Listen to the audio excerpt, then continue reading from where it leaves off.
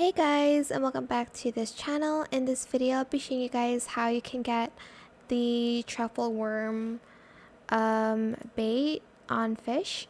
So that bait is useful for a lot of like exotic fishies. Oh my gosh, what? I'm just gonna stay here. So you're going to either fish it from Roslet Volcano, or you can also buy it from a traveling merchant, which I did because fishing it takes a long time. So you are going to open up the volcanic geode. Select it. I just bought 10, and you're just going to open it. And I think it gives you like coins if we already have it, I think.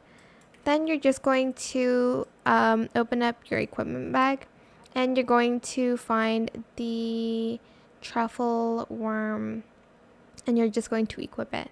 And that is how you can get the truffle worm from volcanic geodes. It is very rare, as you can see. From 10 I got 4.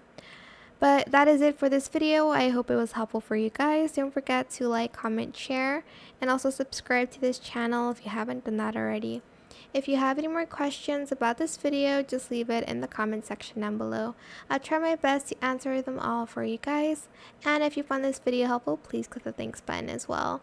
That is it. Thank you so much for watching. Bye!